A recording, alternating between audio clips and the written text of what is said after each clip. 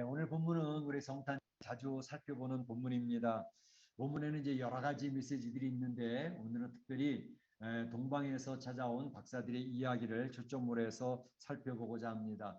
먼저는 찾아왔던 사람들 그들에 대한 설명, 동방 박사는 누군가라는 것을 살펴보겠고, 두 번째는 찾아오는 그 과정에 대해서 한번 생각해 보겠고, 찾아온 사람들은 과연 무엇을 했는가 하는 것에 대해서 이렇게 나누어서 살펴보도록 하겠습니다. 먼저 찾아온 사람들은 누군가라고 이렇게 되어 제목을 정해놓고 살펴보는데, 일반적으로 찾아온 사람들은 동방으로부터 온 박사들이라고 해서 이제 우리 동방 박사라고 이야기를 합니다. 이 동방 박사들은 우리가 알고 있는 것처럼 천문학자들이다라고 이렇게 알려져 있지 않습니까?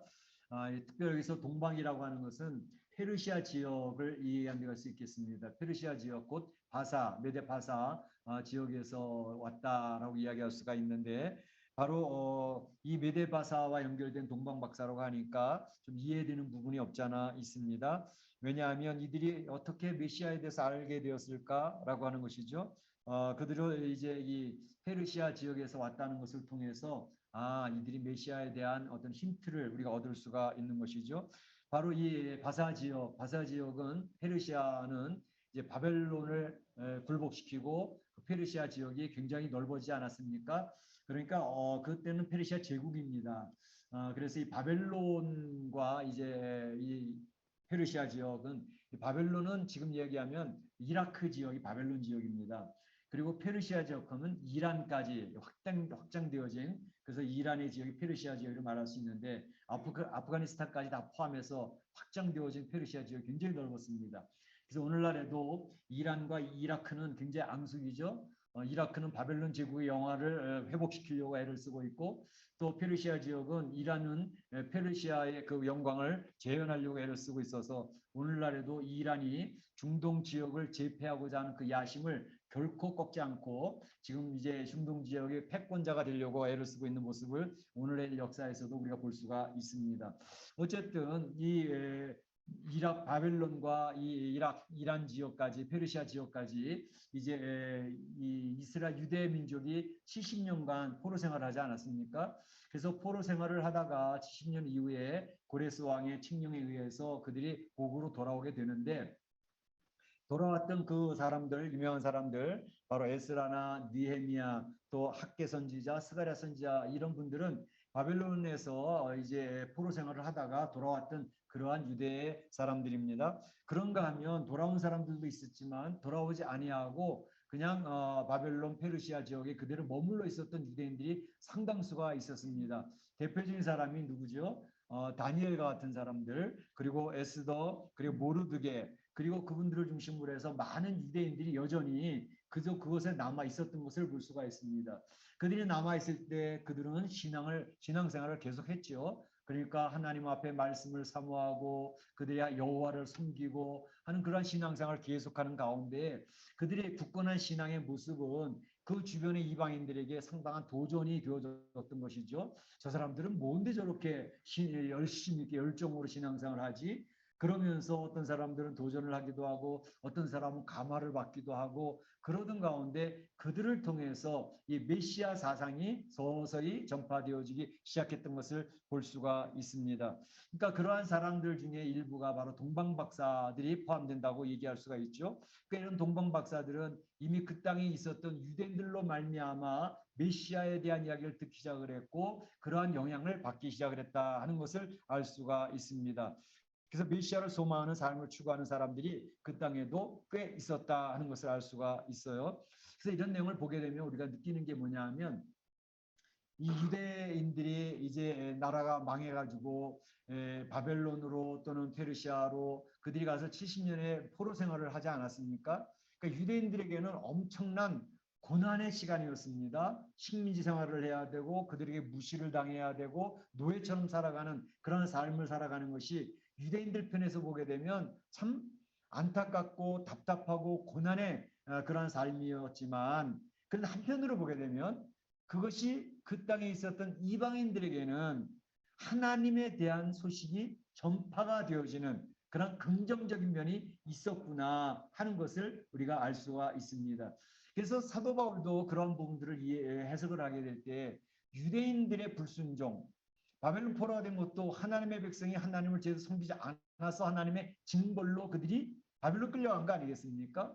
그러니까 유대인들의 그 불순종이 이방인들에게는 복으로 나타났다라고 얘기를 합니다. 그래서 이스라엘이 바로 그 이방인들이 열심을 품고 하나님 섬기는 것을 보면서 시기하게 되어졌다라는 것을 로마서에서 설명을 하고 있어요. 로마서 11장 11절에 보게 되면 그들이 유대인을 이야기합니다. 그들이 넘어짐으로 구원이 이방인에게 이르러 이스라엘로 시기나게 함이더라 라고 이렇게 설명을 하고 있어요. 유대인들 자체로 보게 되면 그들에게는 고난의 시간이었습니다.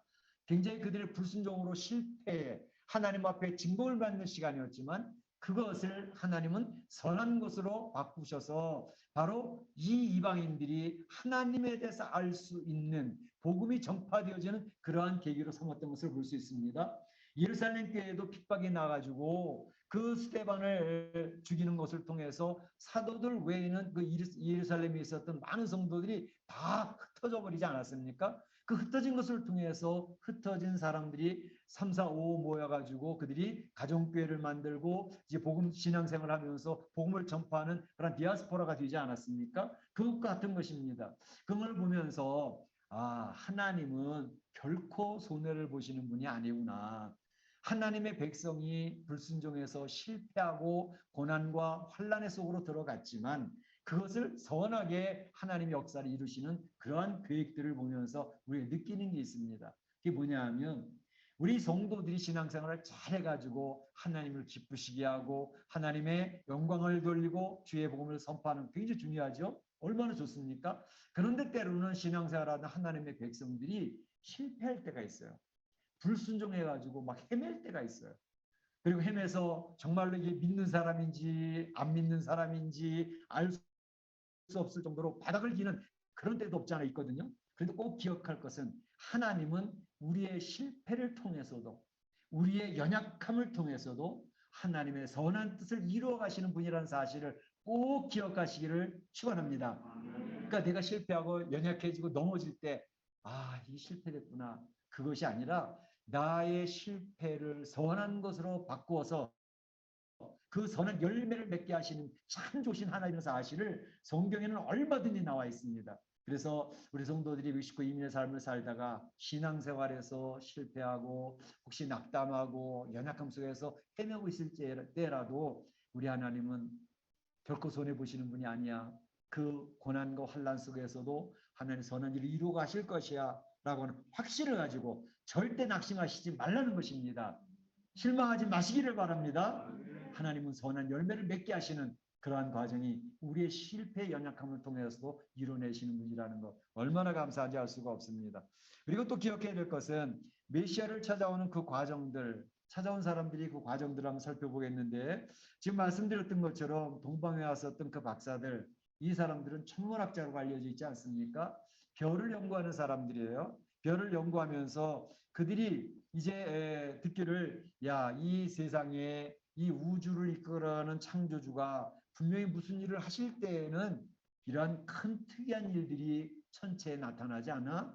라고 하는 그들의 생각과 그들의 마음의 믿음 이런 것들이 있었는데 그들이 특별히 거기에서 이제 페르시아 이 바벨론 지역에서 천문학자로서 동백 박사들로서 이제 천체를 연구하고 있는데 특별히 유대인들이 늘상 지나가면서 했던 이야기들이 기억나는 거예요.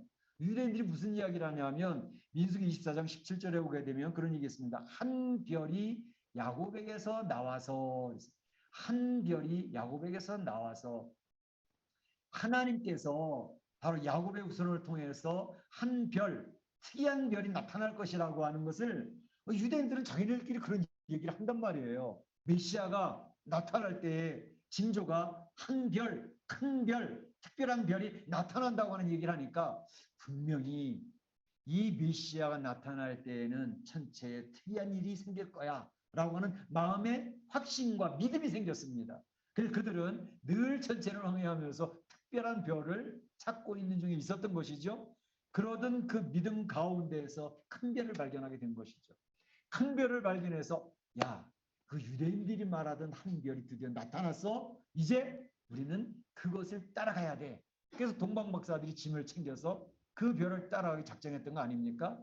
그래서 이 들음에서 믿음이 난다고 이 복음 성경 말씀에서 이야기했던 것들이 우리가 한 귀로 듣고 한 귀로 흘리는 것 같은데도 그 듣는 말씀 속에서 우리 마음에 자리 잡는 말씀들이 있단 말이죠. 그게 믿음이 생기는 거예요. 그래서 듣지 않으면 믿음이 안 생깁니다. 말씀 있잖아요. 믿음은 들음에서 나며 그랬잖아요. 그러니까 열심히 들으셔야 돼요. 예배 시간마다 열심히 참여하셔서 말씀을 열심히 들으시기를 바랍니다. 그러니까 열심히 들으면 믿음이 생기기 시작하는 거예요. 믿음이 생겼는데 이 동방박사들이 오는 길이 어땠습니까? 그 길이 쉽지 않았어요. 보통 학자들이 연구해 보기로는 한 1,500km, 1,500km 정도에 떨어진 거리라고 이렇게 보고 있습니다. 그런데 그 길이 오늘날에는 뭐 비행기만 타면 1,500km면 뭐 얼마나 안 걸리잖아요. 한 2~3시간이면 가지 않을까요? 예, 제주도까지 뭐 한 시간도 안 걸리니까 400~500km. 그러니까 한 2~3시간 뭐 가면 비행기 타면 끝나는 시간인데 그 당시에는 비행기 타고 갈 수 있는 길이 아니거든요. 강을 건너야 되고 산을 넘어야 되고 사막을 통과해야 되고 이런 길입니다. 그러니까 그 길이 얼마나 힘들었겠습니까? 참으로 그 동방박사들은 보통 나이가 연세가 지긋한 그런 노인들로 보고 있지 않습니까? 그분들이 1,500km를 걸어서 왔다? 이게 보통 일이 아닌 거죠. 우리 한국에도 이제 국토종단, 걸어서 국토종단하는 그런 행사들이 종종 있습니다. 그래서 한국에서 국토종단할 땐 1,132km 정도 이렇게 종단하는 코스라고 그래요. 그런데 거기에 하면 하루에 걸을 수 있는 게 1시간 걷는 거리가 4km 정도. 그래서 하루에 40km 정도 그러면 한 10시간 정도 걷는데요. 10시간씩 걸어가지고 1,132km를 걷는데 한 달 넘게 걸린대요. 그러니까 이분들은 적어도 1,500km니까 한 달은 넘고 두 달 가까이 가지 않았을까라는 생각까지도 하는 거죠. 그렇게 걸어서 예루살렘까지 오게 되는 것을 보게 됩니다. 참 강을 건너고 산을 넘고 사막을 통과하면서 그 노인네들이 얼마나 힘들었을까. 또 오는 길에는 얼마나 도적대가 있지 않습니까? 그 투어하는 그 길목마다 도적대들이 얼마나 많이 있습니까? 그런데 그런 위험을 무릅쓰고 그거를 한 달 넘게 걸어서 예루살렘까지 오게 되는 것이죠. 그걸 보면서 야, 이 동방박사들의 그 열정이 대단하다. 진리를 찾아가는 그 열정, 구도자의 그 열정 얼마나 대단한가 그런 생각이 드는 것이죠. 그래서 우리 기독교가 아닌 불교에서는 뭐 대승불교, 소승불교가 있는데 그 소승불교 같은 데는 고행을 통해서 해탈의 경지에 들어가고 진리를 찾는다고 그러지 않습니까? 그 고행, 자기 몸을 뜯기도 하고 무릎으로 기기도 하고 엎드려서 걷기도 하고 그러면서 진리를 찾아간다는 거예요. 그 열정은 좋은데 잘못된 길을 가고 있는 것이죠. 그러니까 우리가 진리를 따라갈 때에 우리는 고행을 요구하지는 않습니다. 기독교는 예수 그리스도의 은혜로 말미암아 진리가 오되는 나가는 것이지만 중요한 사실은 진리를 찾는 사람들에게 나타나는 공통적인 특징이 있는데 그것은 열정이라는 것입니다. 열정. 열정은 뭐예요? 뜨거움과 간절함이 있다는 거예요. 진리를 따라가는 사람들에게는 그 마음속에 뜨거움이 있어요. 열정이 있어요. 그 열정이 바로 어려움도 극복하고 힘든 것도 이겨내면서 견뎌내면서 진리를 따라가는 거거든요. 그러니까 우리 기독교도 마찬가지입니다. 우리가 진리를 따라가고 있는 삶을 살고 있는데 이 진리를 따라가는 것이 바로 열정이 있을 때에 그것이 가능해지는 거죠. 그래야 힘든 것도 극복하고 어려운 것도 이겨낸다는 것이죠. 사도 바울 선생님 보세요. 예수님을 핍박하던 사람이 예수님을 만나고 난 다음에 그의 삶은 진리를 향해 열정을 품는 삶이었습니다. 어떻게 나와 있어요? 고린도 11장에 보게 되면 그가 이 복음의 진리를 따라가는 열정 속에서 40에 하나 감만매를 몇 번 맞아요. 강의 위험이 있어요. 도적의 위험이 있어요. 강도의 위험이 있어요. 동족이나 이방인들의 위험이 있어요. 그를 잘한다고 박수치던 사람이 오늘날 도드라서 가지고 그를 죽이려고 그렇게 계획하고 있는 모습들을 보지 않습니까? 삶 가운데도 너무 힘들었어요. 그 이야기하는 게 나는 굶고 춥고 굶주렸노라라는 고백을 하고 있지 않습니까? 엘리트 교육을 받은 사람입니다. 사회적인 신분이 있던 사람입니다. 진리를 따라가기 위해서 그 모든 것을 다 내려놓고 그 힘들고 어려운 그 길을 가고 있는 거예요. 왜? 진리를 발견했기 때문입니다. 진리를 따라가기 위해서 그 진리를 따라가는 삶에 열정이 있다는 것입니다. 우리 신앙생활 하는데도요. 그 신앙이 건강한지 병든 것인지 알아보는 굉장히 중요한 척도들이 여러 가지 있는데 그중에 한 게 뭐냐 하면 진리를 따라가서 건강한 모습을 유지하고 있으면 열정이 있어요. 뜨거움이 있어요. 간절함이 있어요.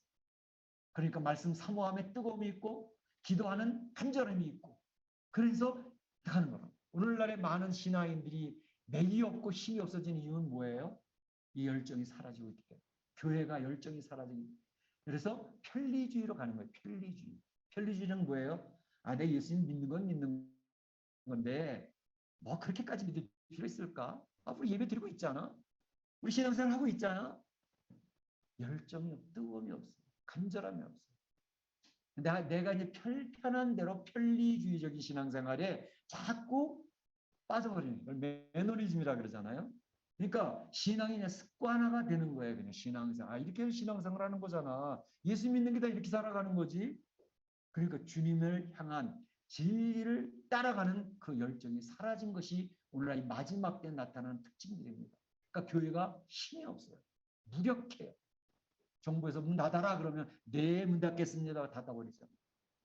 옛날에 우리 신앙의 선배들은 그렇지 않았어요. 닫으라고 난 못 닫아. 죽이겠다고 죽여봐. 그러고 나갔던 그런 열정이 있었다니까. 뜨거움이 있었다니까. 오늘날은 그 패기를 성도들에게서 찾아볼 수가 없는 시대가 됐단 말이죠. 그저 그냥 루틴, 좋은 거 좋게 그냥 그렇게 나가면 되지. 이것이 우리의 신앙을 좀먹는 사단이 교활한 방식이 우리에게 지금 먹히고 있는 것입니다.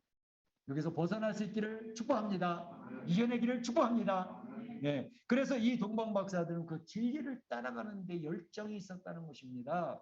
그래서 그 1500km 되는 길 위험도 있고 어려움도 있는데 그거를 꿋꿋이 걸어왔었다는 것을 볼 수 있습니다. 그런데 예루살렘까지 왔는데 글쎄 그들을 인도하던 별이 갑자기 사라져버린 거예요. 우린 별 따라왔는데 별이 갑자기 사라져 버렸으니 이 예루살렘에 유대인의 왕이 나신 건가? 그래서 여기저기 떠들고 다니는 거 수소문을 하는 거예요. 야, 이 예루살렘이 유대인으로 나신 분이 계시다는 거야? 라고 막 얘기하니까 그 소문이 누구한테 들어갔습니까? 헤롯 왕이 듣게 되었어요. 헤롯 왕이 그러니까 뭐? 유대인의 왕이 나셨다고? 무슨 소리? 자, 유대인의 왕 헤롯은 유대인 출신이 아닙니다. 정통 유대인이 아니에요. 어디 출신? 에돔 사람이에요. 에돔 사람인데 로마 정부 가이사하고 딜이 잘 되어져 가지고 그런 관계 속에서 유대를 통치할 수 있는 왕으로 세움을 받은 거예요. 이 사람이 항상 핸디캡은 뭐예요? 난 정통파 유대인이 아니라는 핸디캡을 가지고 있어요. 정통파가 나타나면 자기는 밀릴 수밖에 없는 상황이잖아요. 그러니까 거기에서 유대인의 왕이 나셨다 그러니까 얼마나 긴장을 합니까? 야, 진짜 유대인의 왕이 오셨단 말이야? 큰일 났네. 이 로마의 그런 떼기 안 먹힐 것 같은데 긴장을 하면 그들을 부릅니다. 동방박사를 불러서 유대인의 왕으로 나셨다는데 도대체 뭐 어떻게 된 거냐? 이 자초지종적 얘기하는 큰 별이 나타나서 이렇게 예루살렘까지 왔는데 갑자기 없어져 버렸죠. 뭡니까? 답답합니다. 어디서 찾아야 될지 모릅니다. 그랬더니 헤롯 왕이 그래? 그러면 내가 한번 알아보지. 그러면서 대제사장, 바리새인, 서기관을 다 불러라. 그래서 예루살렘 박사를 다 불러가지고 자, 이 유대인의 왕이 오신다고 하는데 유대인의 왕이 어디서 나겠느냐? 물었더니 대제사장, 서기관이 그거요. 신앙생활 한다고 하는 말은 하고 있는데 제대로 신앙생활하는 사람들이 아닙니다. 그러니까 지식적으로 성경만 열심히 알고 있는 사람들이에요. 그렇다면 미가서 5장 2절에 얘기한 데가 있습니다. 유대 땅 베들레헴에서 다스리는 자가 나온다고 예언이 되어져 있습니다. 그러니 이 예루살렘이 아니라 베들레헴에서 오실 겁니다. 그래서 그걸 보면서 느낌이 있어요. 대제사장, 서기관, 성경 박사들 아닙니까? 신앙이 열심히 품는다고 해서 여전히 제사드리고 그리고 성경 열심히 외운다고 그런 사람들 아닙니까? 내 유대인의 왕 메시아가 오셨다는데 별 관심이 없어요. 흥미가 없어요. 자기 기득권만 누리면 되는 거예요. 바로 여기에서 오늘날 자칫 잘못하면 우리 신앙인들이 이렇게 될 수 있겠다라고 하는 그런 경고를 받는 것이죠. 마지막 때에 적그리스도가 어디에서 나온다고요? 불신자에서 나오지 않는다니까요. 하나님의 이름을 이야기하고 열심히 있다고 그 얘기하고 자기 주장을 하고 자기 스스로를 높이던 그런 사람 중에서 적그리스도가 나오는 것입니다. 마지막 때 그걸 잘 분별하실 수 있어야 돼요. 바로 여기서 우리가 느끼는 것은 이 헤롯 왕이나 대제사장, 서기관 이런 사람들, 이런 사람이 결국 메시아를 잡아 죽이는 사람들 아닙니까? 반대자들이에요. 하나님의 일을 망치는 사람들인데 그 사람들이 지금 동방박사를 돕고 있습니다. 어디서 날지를 알려주고 있잖아. 그걸 보면서 우리가 느끼는 게 있습니다. 여기 보게 되면 베들레헴, 그래서 동방에서 베들레헴에 나아가더니 동방에서 보던 그 별들이 문득 이제 그 베들레헴에서 딱 멈췄어요. 그래서 그 별을 보고 매우 크게 기뻐하더라. 동방 박사들이 별의 인도하심을 받아 베들레헴까지 가게 되는 너무 기뻐했다는 거죠. 진리를 찾는 사람 딱 목표가 정해져 있잖아요. 너무 기뻐했는데 여기서 우리가 느끼게 된 게 뭐냐 하면 야, 하나님의 일을 할 때에는 꼭 동역자와 협조자들만을 도움을 받는 건 아니구나. 누구의 도움까지? 반대자들의 도움까지도 받는구나. 나를 핍박하고 나를 환난을 몰아넣는 그 사람들조차도 하나님 앞에 쓰임받는 사람들이구나. 그것을 깨달을 수가 있습니다. 여러분, 우리가 이 세상을 살면서 이제 세상 정보와 하나님의 나라가 지금 영적 싸움이 붙어나가지 않습니까? 그러면 이제 우리 성도들이 많이 힘들어하는 이 세상 정보, 인간을 높이는 세상 정보, 적그리스도가 통치하는 세상 정보가 이제 우리 성도들을 괴롭게 할 것이고 어려운 가운데 몰아할 것이고 기독교회를 파괴시킬 것이고 성도들을 협박해서 신앙을 버리게 만들 것입니다. 근데 그러한 모든 역사의 그러한 상황 속에서도 하나님은 바로 그들조차도 사용하고 계시는 것뿐이라는 사실입니다. 할렐루야, 할렐루야. 하나님 앞에 도전하고 하나님을 대적하고 거부하는 그들조차도 하나님이 사용하고 계시는 거라니까요. 그러니까 성도들은 너무 무시무시하고 엄청난 것들이 벌어진다고 요한계시록을 바라보면서 겁먹는 사람들 되게 많아요. 성도들조차도 요한계시록 보면서 겁먹잖아요. 무서워. 저 환난 안 당했으면 좋겠어. 그래서 환난 안 당하고 휴거한다는 것을 세대주의 종말론이라 그랬어요. 세대주의 세대주의 전천연설이라고 말씀을 드렸어요. 수요일 날 말씀드렸죠. 그 사람들은 환난 당하지 않고 바로 환난 당하기 7년 전에 휴거하니까 걱정 마 그렇게 가르치니까 마음에 안심되잖아요. 우리가 믿는 종말론은 그렇지 않습니다. 환난 기간을 거치는 거예요. 그래서 예수님이 공중재림과 지상재림 함께 오는 그런 종말론에 대해서 설명을 드렸어요. 그래서 우리의 정통적인 개신교의 종말론은 역사적 전천연설과 우리 무천연설 두 개를 다 받아들이는 입장이다라는 것을 수요일 설명을 드렸죠. 그러니까 환난을 안 당하고 휴거되니까 좋지 당하기 전에 휴거되면 좋겠어 그렇게 얘기하는 거 이건 세대주의 침략에서 많이 가르치는 지금 영화나 책이 많이 나와 있는 그러한 종말론에 빠지시면 안 돼요. 그러니까 우리 성도들은 이 환난과 핍박을 통과하는 가운데서 주님 앞에 나간다는 사실을 마음에 다짐할 필요가 있어요. 그런데 그때 우리가 흔들려서는 안 돼요. 그래서 히브리서 보는 것처럼 믿음이 흔들리는 사람이 예수님 재림 직전에 굉장히 많습니다. 예수님 믿으면 축복받을 줄 알고 우리 가정도 잘 되고 사업도 잘 될 줄만 알았는데 예수님 믿으니까 점점 어려워져. 나 그렇다면 예수님 안 믿으려고 믿음을 떠나고 교회를 떠나는 사람들이 많이 생깁니다. 그런 것까지 우리가 마음에 준비를 하고 있어야 됩니다. 그런데 바로 이러한 세상의 어려운 일들 가운데에서 하나님은 그러한 대적하는 그러한 사람들도 사용하고 이용하고 계시는 거기 때문에 하나님 손바닥입니다. 절대 겁낼 필요가 없습니다. 요한계시록은 모든 그런 어려운 문제들 그것 때문에 성도들이 위축되지 마시기를 바랍니다. 이단들이 하는 수법이 성도들 겁줘가지고 자기 말 듣게 만드는 그런 꼼짝 못하게 하는 그런 방법을 쓰는 거예요. 거기에 걸려드시면 안 됩니다. 자, 그런데 우리 성도들이 바로 이러한 것을 통해서 이 동방박사들이 어려운 가운데서도 이와 같이 하나님의 놀라우신 역사를 인도하신 맛을 오게 됐는데 아기 예수를 만났던 이 사람들 무엇을 했을까?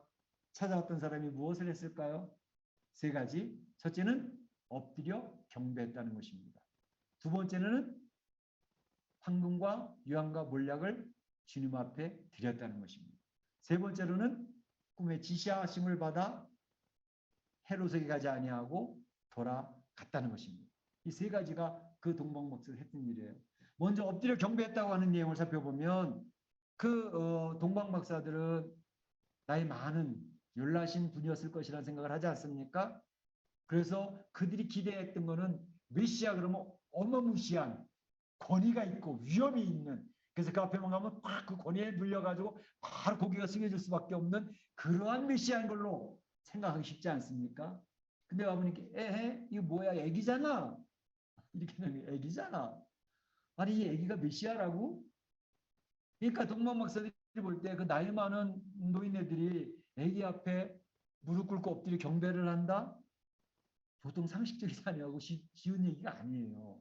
그런데 그 동방 박사들이 아기 예수께 엎드려 경배를 했다라고 이렇게 이야기를 하고 있습니다.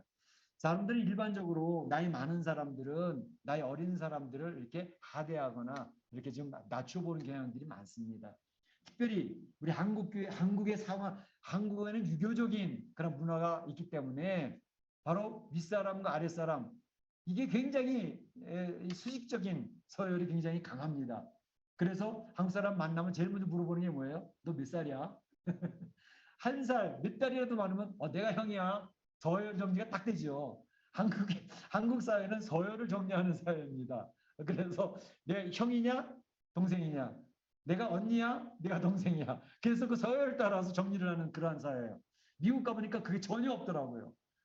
5살, 10살이 많은데도 다 동등해. 예, 뭐 아래 낮추고 그런 게 별로 없어요. 그래서 이 서구 문화는 그런 면에 있어서는 굉장히 자유롭구나 그런 생각을 많이 했는데, 그럼에도 불구하고 이 당시에도 바로 이러한 부분들이 쉽지는 않았었던 것 같아요. 뭘 보면 알 수 있냐면 사도 바울이 디모데에게 권면을 하면서 조심시키는 권면이 있습니다. 당시 디모데는 에베소 교회를 목회하고 있는 젊은 사역자였거든요. 젊은 사역자인데 사도 바울이 뭐라고 얘기를 하고 있냐면 디모데야 누구든지 내 연수함을 없이 여기지 못하게 하라 이렇게 얘기했습니다. 너무 젊은 사람 같으면 젊은 사람 지금 나이 든 사람한테 배우면 좀 괜찮은데 젊은 사람한테 배우는 건 좀 그래. 인생 경험도 그렇고 그러면 이 가르침이 제대로 안 되어진다는 거죠. 그래서 사도 바울은 디모데에게 네 연수함을 없인 여기지 못하게 네가 행동 거제나 모든 것에서 조심해야 될 거야 라고 이렇게 가르쳐주고 있는, 목회 서신이니까 구체적인 내용들을 그렇게 가르쳐주고 있는 것을 볼 수가 있습니다. 그러니까 우리 이 동방 목사의 모습을 보면서 나이 많은 그러한 박사들임에도 불구하고 어린 아기에게 엎드려 절하는 것을 보면 이 동방 박사들이 얼마나 겸손한 사람들이었는가라는 것을 볼 수 있습니다. 진리를 찾아가면서 그들은 굉장히 성숙한 신앙의 인격의 사람들이었구나라는 것을 볼 수 있어요. 아기 앞에 엎드려 절한다는 건 쉽지 않거든요. 그런데 그만큼 겸손했고 신앙의 인격이 갖추어진 사람이었다는 것을 우리는 알 수가 있는 것이죠. 특별히 예물을 드렸다 했는데 예물, 우리가 잘 알고 있는 예물, 황금, 유황, 몰약, 이게 상당히 비싼 거라 그래요. 당시에 굉장히 가치가 있는, 황금은 물론이고 유황과 몰약 같은 것도 굉장히 비싼 거라서 이게 굉장히 중요한데 이것을 이제 그 1,500km나 떨어진 한 달이나 2달 가야 되는 것을 보배하게 넣어가지고 정성껏 준비해가지고 가져오지 않습니까? 중간에 강도 위험이 있다니까요. 도적당에 있는 거 안다니까요. 그런데 그것을 빼앗길 수도 있는데 그것을 고이고이 간직해서 그걸 보배하고 가지고 와서 드리는 거예요. 이 헌신이죠. 그러니까 우리 신앙이 깊이 들어가면 들어갈수록요, 또 신앙생활이 깊어질수록 하나님을 향한 헌신의 자세가 자꾸 생겨져 가요. 하나님 앞에 내가 무엇을 해드릴 수 있을까? 내가 해드린다고 해서 하는 쪽이 한 건 아니지만 내가 무엇인가 하나님 앞에 쓰임받을 수 있을까? 그 헌신에 대한 고민을 하기 시작을 해요. 내가 어떻게 하면 나에게 주어진 달란트, 나에게 주어진 상황 속에서 하나님 기쁘시게 하는 삶을 살까? 내가 하나님 앞에 놀라운 은혜를 입은 사람인데 주님의 복음을 증거하는 것도 중요하고 또 교회를 잘 세워나가는 것도 중요하고 중요한데 어떻게 하면 헌신하는 삶을 살아갈까? 굉장히 중요해요. 저는 우리 사랑하는 성도를 보면서 그런 헌신의 모습들을 봅니다. 지금 코로나 2년을 지내면서 많은 교회들이 경제적인 타격을 많이 입어요. 문 닫은 교회들이 만교회 된다 그러지 않습니까? 수많은 성도들이 교회를 떠났다고. 지금 다시 예배를 드리는데 오라 그래도 안 오지 않습니까? 집에서 주로 예배 드리는데 편한데 왜 못 들어 교회까지 가? 아직도 오미크론 위험한데 안 하거든요. 그런데 저희 교회 성도들이 2년 동안에 주님의 교회에서 헌신을 하는데 정말로 아름답게 헌신하는 성도 성격들을 많이 봅니다. 말하지 않았는데도 스스로 알아서 사역을 해요. 봉사를 해요. 본인들이 막 돌아가도록 만들어놔요. 뿐만 아니라 물질적으로도 주님의 교회가 재정적으로 어렵지 않도록 우리 재직들을 비롯해 성도들이 열심을 다하는 모습을 보고 제가 큰 감동을 받아요. 이번 이제 공동회의를 통해서도 보고하겠지만 건축 헌금을 40만 페소를 옮겼다니까요. 할렐루야. 얼마나 감사하니. 나는 그 재정이 모자라가지고 유지도 못하는데 우리 건축범 재정을 축적을 할 수 있었으니 얼마나 감사한지 몰라요. 저는 우리 사랑하는 성도들의 신앙의 모습 속에서 굉장히 도전도 받고 굉장히 감사도 넘칩니다. 바로 이 동방 박사들은 그러한 헌신의 모습으로 주 예수님 앞에 나갔다는 것입니다. 그리고 세 번째로는 그들이 이제 꿈의 지시하심을 받아 돌아가라라는 말을 듣는데 그 말씀 앞에 순종을 하는 거예요. 순종을 하면서 하나의 역사를 체험하는 거예요. 헤롯이 부탁했잖아. 신신당부. 그 땅의 최후의 권세자가 나도 알게 해라. 나한테 와서 보고해야 돼. 말 안 들었다 잘못하면 줄게요. 잡혀 줄게요. 그런데 꿈에 지시하시는 하나님 음성을 듣고 하나님 말씀 듣는 게 중요하지. 주의 말씀 따라가는 거예요. 그러니까 하나님 앞에 순종하는 사람들에게 나타나는 특징들이 있는 게 뭐냐면 주님의 인도하심을 체험하게 됩니다. 하나님의 말씀을 따라가면 하나님의 말씀, 내가 생각지도 못했고 기대하지도 못했고 내가 알지도 못했던 그런 지혜를 주실 뿐만 아니라 그 속에서 하나님이 한 걸음 한 걸음 이끌어 가시는 그 역사를 체험하게 되는 놀라운 신비가 있습니다. 할렐루야. 저는 우리 성도들 그 체험하기를 축원합니다. 이 멕시코 땅에서 특별히 하나님의 내 가정을, 나를, 내 사업을 어떻게 이끌어 가시는지 그 역사를 체험해야 우리 신앙에 생명력 있고 살아있고 건강한 모습으로 세워질 수가 있습니다. 그렇게 되는 거죠. 하나님은 지금도 말씀하시거든요. 꿈에도 이야기하실 수 있어요. 그러나 일반적인 방법은 우리가 성경을 꾸준하게 순서에 맞춰 계속 읽다 보면 내가 읽고 있는 성경 말씀 가운데 나한테 탁탁 내 심령을 이렇게 콕콕 집어가면서 이야기하시는 내용이 있어요. 하나님 말씀하시면 말씀 듣는 훈련을 그래서 해야 되는 거예요. 왔다 갔다 하면서 하면 안 되고 근데 하나님 말씀이 들려지기 시작을 하면 그 말씀 앞에 순종하는 사람이 나타나고 익스큐즈하는 사람이 나타나요. 하나님 말씀 순종을 하면 어떤 일이 벌어지느냐? 하나님 순종을 하고 나가면 하나님 예비하신 선물들이 있어요. 순종하는 사람에게는 하나님 예비하신 그 선물을 받아 누리는 경험을 하게 해요. 그래서 하나님 살아계시는구나. 우리 하나님 참 좋으신 분이구나 하는 것을 이 땅에서 살면서 하나님의 나라를 경험하게 하신다니까. 이 땅에서 하나님 나라를 경험하는 사람이 하나님 나라 가는 거예요. 근데 거절하는 경우가 있어요. 우리 믿음이 아직 성숙하지 못하거나 우리 믿음이 업앤다운이 심할 경우에는 하나님 말씀 이게 분명히 하는 말씀 같긴 한데 그 말씀 따라가기가 지금은 하나님 아시잖아요. 이제 상황도 그렇고 제 마음에 아직 연약해가지고 못 따라가겠어요. 그럼 익스큐즈를 딱 해요. 다음번에 잘할게. 이번에는 말고요. 그러면 하나님께서 준비하신 선물을 못 받아요. 못 받아요. 하나님 예배해 놓으신 선물이 있거든요. 인도하신 선물이 있는데 그걸 못 받아요. 하나님 경험을 못 하는 거예요. 그렇다고 해서 하나님이 너는 못된 놈, 너는 벌 좀 받아야 돼. 그렇게 하시는 하나님은 절대 안 합니다. 우리 하나님이 쨍쨍하시고 쫀쫀하신 분이 아니에요. 말 안 들어가지고 왜냐하면 그 상황 따라 다르니까요. 그래서 지금은 이거 못 받아들이고 익스큐즈 하는 경우도 생기거든요. 그럼 하나님은 기다려 주십니다. 얼마나 좋아요. 너의 연약함을 내가 알고 있지. 다음번에 잘하면 되지. 그리고 기다려 주시는 하나님. 돌아오는 탕자를 기다리는 아버지의 마음이 우리 하나님의 마음이시죠. 기다리고 기다리다 메시아를 이 땅에 보내주시잖아요. 그래서 그 하나님이 우리를 기다려주시는 기억을 하고 혹시 내가 하나님 말씀 들었어도 순종 못하게 될 때 너무 부담 갖지는 마세요. 하나님 기다려주실 때까지 제가 다시 결단이 서고 행동할 수 있을 때까지 하나님 참아주시면 감사합니다. 그러고 가면 돼요. 우리 신앙생활은 복음이라는 것은 성도들을 율법으로 억압하는 게 아닙니다. 복음은 성도들에게 자유함을 주십니다. 그래서 복음은 하나님과 나와 예수님과 나와의 인격적인 관계입니다. 하나님이 말 잘 들으면 하나님 기뻐하시고 즐거워하시지만 말 안 들으면 하나님 슬퍼하셔요. 그렇다고 내치신 하나님이 아니십니다. 그걸 기억하시고 주 앞에 자유롭게 자유함을 가지고 신앙생활 하시기를 바랍니다. 오늘 이 성탄절을 맞이하면서 여러분 기억하실 것은 바로 이 동방박사들은 전해들은 메시아의 오심을 믿고 먼 길 위험이 있을 때에 메시아를 찾아 나셨습니다. 아기 메시아임에도 그들은 엎드려 경배하는 신앙 인격이 성숙한 겸손함을 가졌습니다.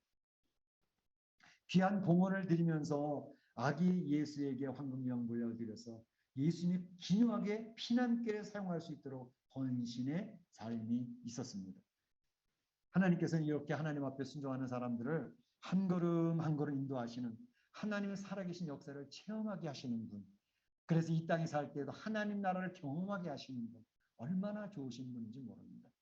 우리 아기 예수를 이 땅에 보내주셔서 그 주님과 함께 이 세상을 이겨낼 수 있도록 우리 죄 문제를 해결하고 주님 의지하고 살아갈 수 있도록 해주신 것, 이 성탄절 우리 말씀을 기억하시기 바랍니다. 그래서 우리 동방박사처럼 하나님 앞에 영광 돌리고 주님 앞에 쓰임받는 복된 인생, 멋진 인생이 되시기를 주님의 이름으로 축원합니다. 축복합니다. 네, 다 같이 한 목소리 기도하겠습니다.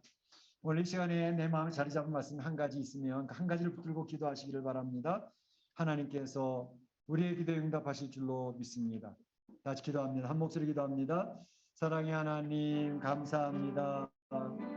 오늘 성탄 기념 예배를 주 앞에 올리면서 하나님 동방박사의 모습을 통해서 교훈을 받습니다. 우리의 동방박사들도 먼 길을 위험을 무릅쓰고 진리를 찾아왔습니다. 아버지 하나님 참으로 진리에 열정이 있었기에 힘들고 어려워도 인내하며 찾아왔던 것을 봅니다. 그럴 때 하나님 참으로 반대자들을 통해서 도움도 받고 이제는 주님의 오심을 기억을 하며 나은 것을 기억할 때 하나님 우리 사랑하는 성도들이 주님을 바라보며 이 진리의 열정을 가지고 살아갈 수 있도록 도와주시고 아버지 하나님 참으로 엎드려 경배하는 겸손한 신앙의 인격이 되게 하여 주시고 이제 하나님 앞에 헌신하여 주님의 나라를 세워나가는 하나님의 꼭 필요한 귀한 물질도 드리고 내 달란트도 드리고 주님의 교회를 세워나가는 저희가 될 수 있도록 인도하여 주셔서 하나님이 약속하시는 귀한 인도하심의 그런 역사를 경험하게 하시고 이 땅에서 하나님 나라를 누릴 수 있도록 인도하여 주옵소서. 혹 우리가 연약하여 실패할지라도 내가 쓰러질지라도 이 모든 것 합력하여 성을 이루시는 인내하고 기다려 주시고 하나님의 은혜를 베푸시는 주님을 기억하고 복음의 자유를 누릴 수 있도록 인도하여 주시옵소서. 감사하고 예수님의 이름으로 기도하옵나이다. 아멘. 같이 일어나셔서 115장 찬양 하나님께 올리겠습니다.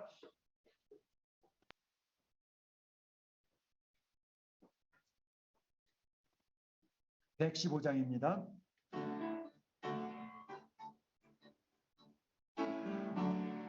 기쁘다고 주 오셨네 만백성 맞이라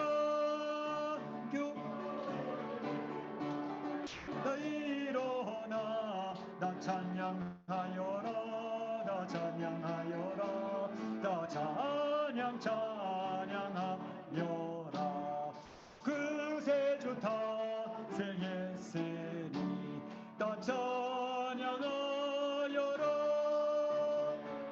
예 만물지라 나 화답하여라 나 화답하여라 나 화답하여라 온 세상 죄를 사하려 주 예수 오셨네 슬픔 몰아내고 나 영원하시네 나 구원하시네 나 구원하시네 은혜와 진리 되신 주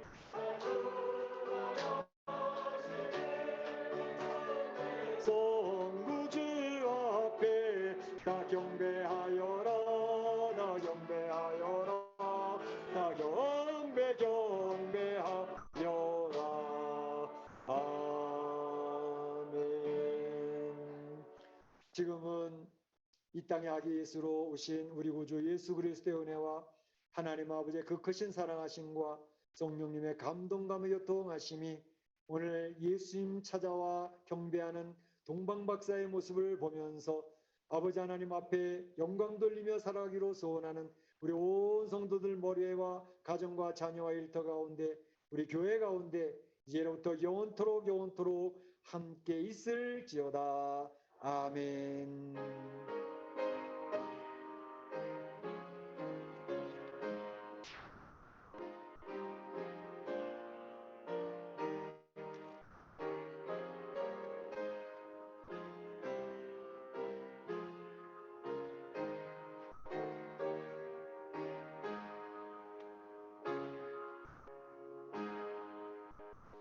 네, 다 자리에 앉으시고 이어서 계속 공동회를 시작하겠습니다. 찬송가 438장